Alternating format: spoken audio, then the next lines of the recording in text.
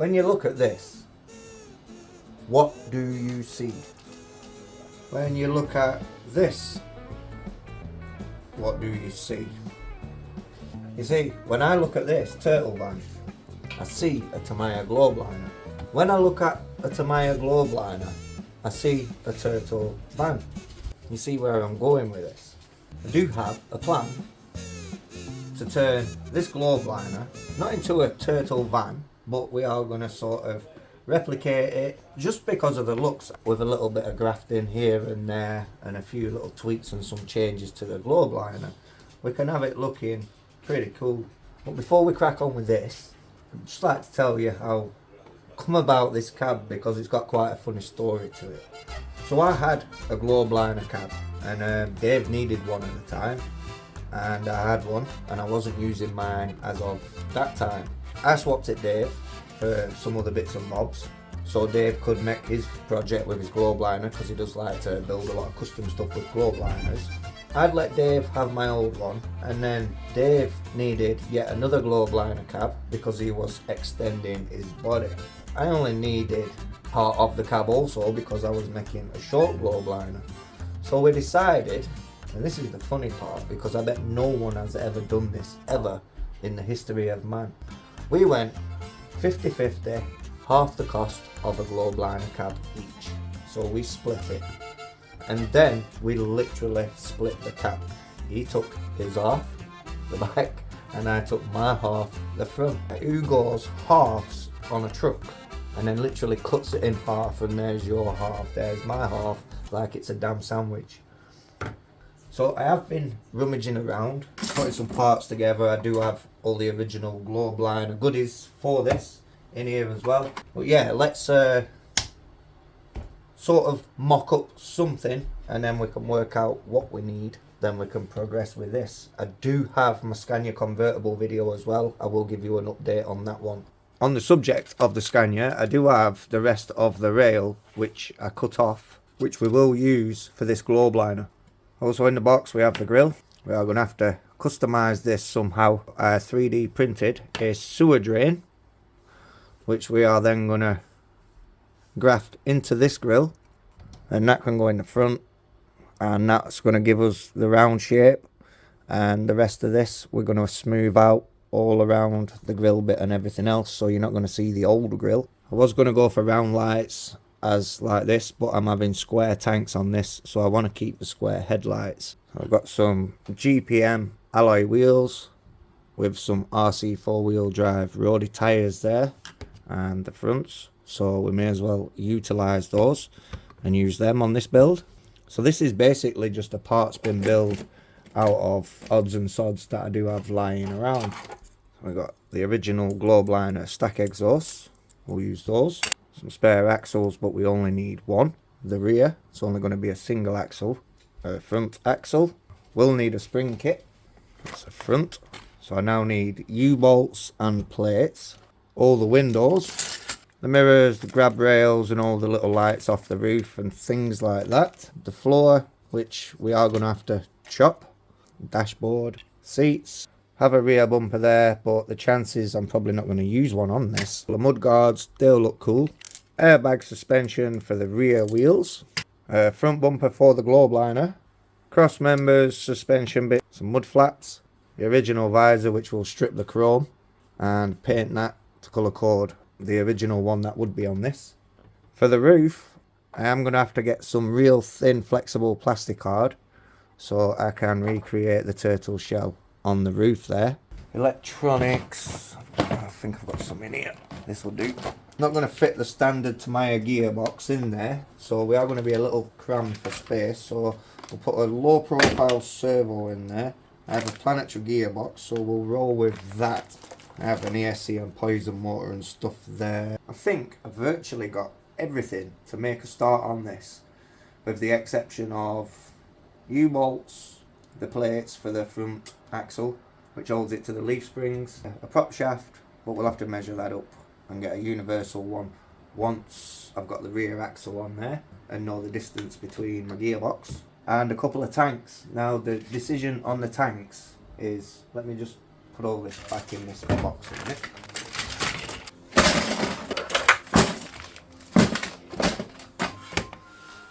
So yeah, chassis rails, rear axle's going around there, and the front axle is going around there. It is just going to be a little stumpy.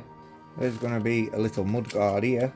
So now I just need a rough idea of whether I'm using a smaller, like 50mm tank, 60mm or 70mm, 80mm or whatever mils they do them in. I'm going to want it to start from just under the back of the cab. An 85 is going to be too big. A 52 or whatever size it is, I think is going to be too small. I think we need to look around the 70 range, and I think that should be just right. So the cab itself is just a simple, it's been cut at the rear right around, and then the back half of the cab, this section, has been cut out from there, so that's gone, and we've shut the back of it to the front of it, and then plastic welded it in there with some strips of plastic and plastic weld. And once it's all painted in the yellow and green theme, it should look pretty cool. We need tanks, U-bolts and plates. I'm going to need to find a set of king hauler rails, grand hauler rails or globeliner rails. The floor plan for the globeliner is going to be marked up slightly different to a king hauler, but we can always get the measurements off a globeliner chassis wherever I have one of them. Where are my chassis rails? Booyaka! Got some grand hauler rails, and because I was going to do a globeliner at some stage, they're already pre-drilled for the globeliner floor, so I have all my measurements here. Need to just quickly make a overall idea of the length. I'm going to leave a little bit too much and too less, because we can always cut off the excess later, and then we're just going to work from front to back. So I just basically need to figure out now what holes I'm going to be using, because I've got minimal space in the cab, so I don't just want to drill any random holes anywhere in the blank chassis rails. I just want to drill what I need. So I've just laid stuff down on the table now just to give an idea of what's going where, so it will look jumbled up to you with this being upside down and everything, but it just gives me an idea where I'm cutting this rail, where I'm making my first points to drill. So here we can just basically mark up all the holes that we need. So I don't need to take any other template off this chassis rail other than the cab mount, where the cab's going to mount, and the front suspension, which I've just done now. So you can see we've got the front cross member, the suspension, holes for the servo, but won't use them just yet until we know what room we have. And that mark there is roughly the end of this truck, so we are just going to cut off that and just leave us a little bit of playroom there on the end. So with both rails together, now we can just gently follow our way down the line and remove the excess. So with the rails now cut down and marked up, I can start to drill from the front to make a start on this, because I am going to need to get the floor in there. Then I can work out how much I'm cutting off the floor. May be able to use the other half of the floor as kind of a headboard to possibly still get a battery in behind the seats yet. I'm just not sure how far forward the seats sit within the cab.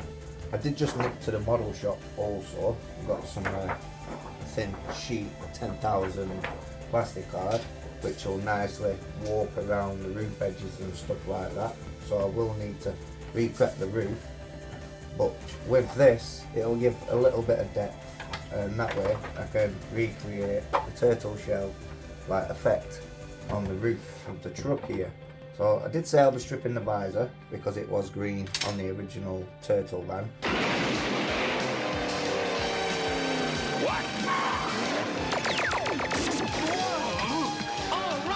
And because there isn't like any chrome or anything like that on the original turtle van, I'm not sure whether to maybe strip down the rear arches and the front bumper, as it's a big squared like front bumper.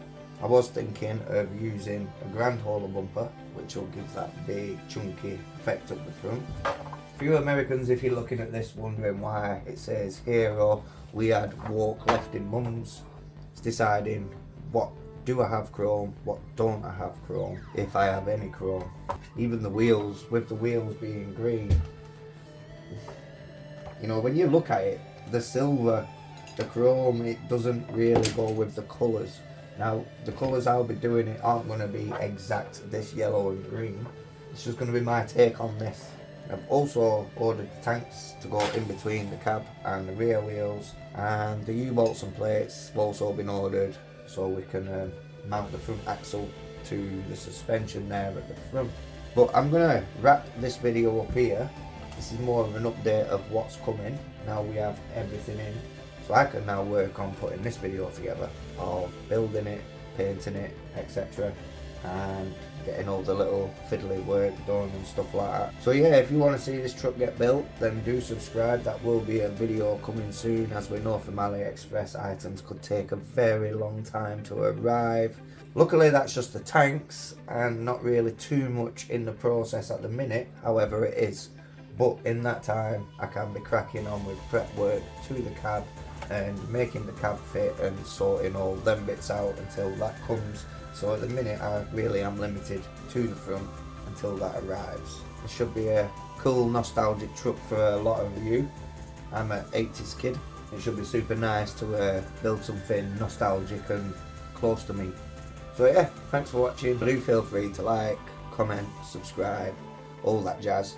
And if you do fancy your chances at winning yourself a 114 TAMIYA truck, I do have the latest TAMIYA 114 Scania 770S on raffle for just £1 a ticket. So do feel free to go ahead, grab yourself some tickets. The link is in the description, and good luck to all that enter.